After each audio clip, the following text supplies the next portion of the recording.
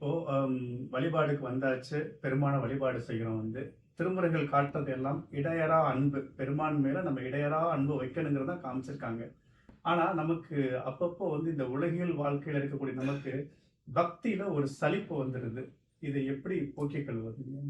அன்பர்களே, இந்த சலிப்பு என்பது ஒரு தனி பொருள். அது எதனால வருது? இதுதான் உங்களுடைய கேள்வி. நான் வாங்கி கொண்டது. பொதுவாகவே ஒரு எளிமையா நான் வகுப்புல சொல்லுவேன். எல்லாருக்கும் ரொம்ப பிடிச்சமானது சாப்பிடுறது. அதை விட பிடிச்சமானது தூங்குறது. எல்லாருக்கும்.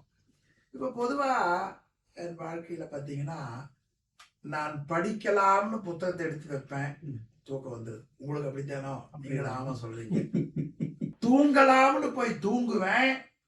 தூக்கம் வருதில்லை. இப்ப படிக்கலாம்ங்கிறது என்னுடைய எண்ணம். அப்ப எனக்கு தூக்கம் வருது. தூங்கலாம்ங்கிறது என்னுடைய எண்ணம்.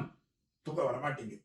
இதை சிந்தித்து பார்த்தால் என்னுடைய எண்ணத்தை ஆளுகிற ஒரு பொருள் இன்னொன்னு உண்டு என்று தெரிகிறது. அப்ப எண்ணத்தை ஆளுவது எது என்று நூல்களை தேடினீங்கன்னா, நம்ம உயிர் கூடவே இருக்கக்கூடிய அறியாமையாகிய ஆணவம். அந்த அறியாமையாகிய ஆணவம் என்ன செய்யும் என்பதை சிவஞான சித்தியார்ல அருமையா காட்டுகிறார். ஆணவம் என்னென்ன செய்யும் ரொம்ப அருமையா காட்டுகிறார். அது ஒரு நாள் நீங்க ஆணவம்னு தலைப்புல இது மாதிரி சொன்னா நான் அந்த பாடலை மேற்கோள் காட்டி சொல்லுவேன். எனவே உயிருக்கு அறியாமையை செய்வது ஆணவம். எனவே அந்த ஆணவம் தான் உயிருக்கு நன்மை செய்ய முடியாமல் தடையாக இருக்கிறது. அந்த ஆணவம் நீங்கிற பொழுது பக்தியில ஆர்வம் வரும். ஆணவம் குறுக்கப்படுத்திட்டா சலிப்புத்தன்மை வந்துடும். இந்த சலிப்பை நீக்கிறதுக்கு வழி நல்ல கோவிலுக்கு கொஞ்சம் கொஞ்சமா போக முயற்சி செய்தல். ஞான நூல்களை அங்கங்க வகுப்பு சொல்லுவார்கள். அந்த வகுப்புல வகுப்பு முடிஞ்ச உடனே பலகாரம் கொடுப்பாங்க. அந்த பலகாரத்தை முதல்ல சாப்பிடணும். அந்த பலகாரம் சாப்பிட்டே 2 ஜென்மம் ஆகணும். அது உள்ள போய் கொஞ்சம் கொஞ்சமா அதை போக்கும். பிறகு அந்த சொற்பொழிவு நடக்கிற இடம், ஞான வேள்வி நடக்கிற இடத்துக்கு தயார் பண்றது. கீழெல்லாம் பெட்ஷீட் விரிக்கிறது, சேர் போடுறது. இப்படி 2 ஜென்ம காலியாயிரும். அதன் பிறகு அவங்க உணவை விட இதை கேட்கணும்னு என்ன வரும். அப்படி ஒரு 2 ஜென்மம் ஆகும். அதுக்கப்புறம்தான் இந்த செய்தி உள்ள போகும். கடுமையான பயிற்சி. அந்த பயிற்சியின் மூலம்தான் சலிப்புத்தன்மை போகும். அந்த பயிற்சி விட்டு விட்டு வருதுங்கிறீங்க பாருங்க. அப்ப நீங்க என்ட்ரன்ஸ் இருக்கிறீங்கன்னு அர்த்தம். தொடர்ந்து கேட்கறீங்கன்னு வச்சுக்கோங்க, அது உங்களால வாங்கிக்க முடியுது. சொல்ற வாத்தியார் ஒரே மாதிரி தான் சொல்லுவார். இப்போ வகுப்புல 40 பிள்ளைகள், பாடம் சொல்ற ஆசிரியர் ஒரே பாடத்தான் சொல்லுவார். 40 பேருக்கு வித்தியாசமா இருக்கும். அது அவனுடைய வாங்கி கொள்ளுகிற திறம். அதற்கு ஏற்ப சலிப்பு வரும். ஆனாலும் முதல்ல சலிப்பாத்தான் இருக்கும். நீங்க தொடர்ந்து செய்யுங்கள். அந்த இடையறாத பக்தி 100 விழுக்காடு எல்லா உயிர்களுக்கும் வரும்.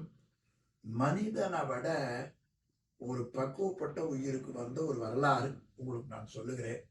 இந்த நாட்டில் திருநாவுக்கரசர் என்ற ஒரு பெரியவர், சைவர்களுக்கு தெரியும், மற்ற மதத்தில் சில பேருக்கு தெரியும். அவர் நல்ல செய்தியை மக்களுக்கு சொன்னார். அவர் இருந்தா நமக்கு கேடு என்று அந்த உண்மை தெரியாத சில பேர் அவரை கொல்ல முயற்சி செய்தார்கள். அதுல ஒன்று யானையை விட்டு தலையை இடறச் செய்தது. அது வரலாறு என்ன சொல்றான்னு கேட்டா, கழுத்தளவு குழி தோண்டி அதுக்குள்ள மண்ணை போட்டு மூடி, ஏன்னா யானை கொல்ல வந்தா ஓடாம இருக்கணும் பாருங்க, அப்படி வச்சுக்குவோம். அப்படி எல்லாம் மூடிட்டார்கள். கழுத்து மட்டும் வெளி தெரிகிறது. மதம் கொண்ட யானையை மன்னவனுடைய ஆணையின் வழி யானை பாகர ஏறாங்க. அந்த யானை வருகிற பொழுதே அந்த வீடு மரம் எல்லாம் கோப விஷம் புடி எரிஞ்சு வருகிறது. அதை பார்த்தாலே 10 பேர் போய் செத்து போவான். அந்த அளவு கோப விஷமா வந்தது. இவர் என்ன செய்தார்? கழுத்தளவு முடித்த பெரியவர் ஒரு மந்திரம் சொன்னார். அது என்ன மந்திரம் என்றால் ஒரு அருமையான பதிகம். அவர் என்ன சொல்லுகிறார்? ஒரு கடவுளை வணங்கினார். அந்த கடவுள் யார் தெரியுமா? சுண்ணவெண் சந்தன சாந்தும் சுடர்திங்க சூளாமணியும் வண்ண உரிவை உடையும் வளரும் பவள நிறமும் அண்ணல் அரண்முறம் ஏறும் அகலம் வளாய அறவும் திண்ணம் கடில புனலும் உடையார் ஒருவர். இவர் தான் அட்டஸ்டேட் பண்ணது. ஒருவர். அந்த ஒருவர் யாரே? இந்த பாடல் இருக்கிறவங்க எல்லாம் தனியா பொருள் கேளுங்க, நான் வாய்ப்பு இருக்கிறவங்க சிந்திப்போம். அந்த ஒருவர் அவர் தமர்னாம், நான் அவருக்கு ரிலேஷன், அவருக்கு நான் அடிமை அப்படின்னு சொன்னார். இந்த மந்திரத்தை கேட்ட உடனே என்னாச்சு தெரியுங்களா? யானையினுடைய மதம் நீங்கி விட்டது. யானையினுடைய மதம் நீங்கி விட்டது. இந்த யானை எதுக்காக அனுப்பப்பட்டது?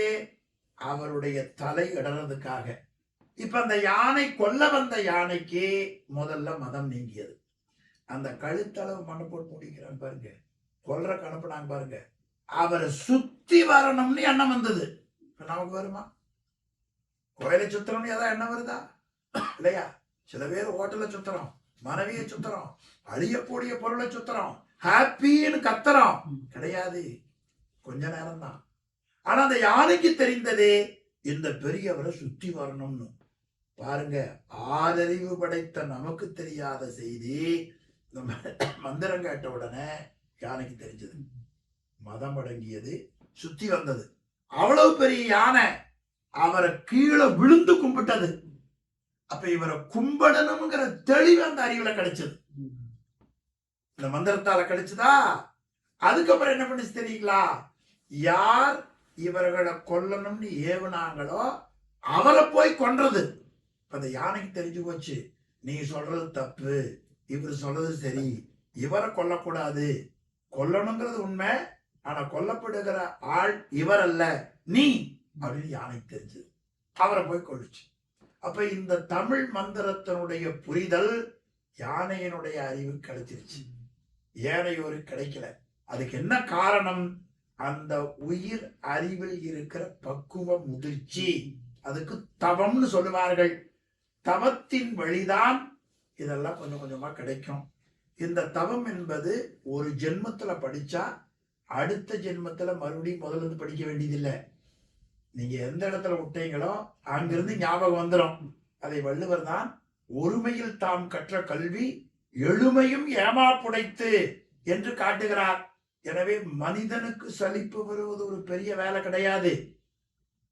குரங்கு வழிபட்டு இருக்கிறது, யானை வழிபட்டு இருக்கிறது, சிலந்தி வழிபட்டு இருக்கிறது, நண்டு வழிபட்டு இருக்கிறது, கழுதை வழிபட்டு இருக்கிறது. இப்படி எல்லா உயிரும் சலிப்பில்லாம சுவாமியை கும்பிட்டு இருக்கிறது. நாம மனிதனை பிறந்திருக்கிறோம். நாம் அந்த வரலாறுகளை எல்லாம் தெரிந்து கொண்டு இடைவிடாது உன்னை சிக்கன பிடித்தேன் என்று அந்த உள்ளத்தை பக்குவப்படுத்தினால் உங்க சலிப்பு முழுமையாக போய்விடும். எப்ப நமக்கு சலிப்பு வருதுன்னு தெரிஞ்சிட்டீங்களோ அப்பவே அந்த எல்லைக்குள்ள நுழைந்து விட்டீர்கள் என்று பொருள். ஆனால் அந்த சலிப்புத்தன்மை பயிற்சி வசத்தால், நல்லோருடைய தொடர்பால், நல்ல நூல்களை படிப்பதால் சலிப்பு குறையும். சிறப்பு. பயிற்சி எவ்வளவு முக்கியன்றதை இப்ப நீங்க ரொம்ப அழகா சொல்லியிருக்கீங்க.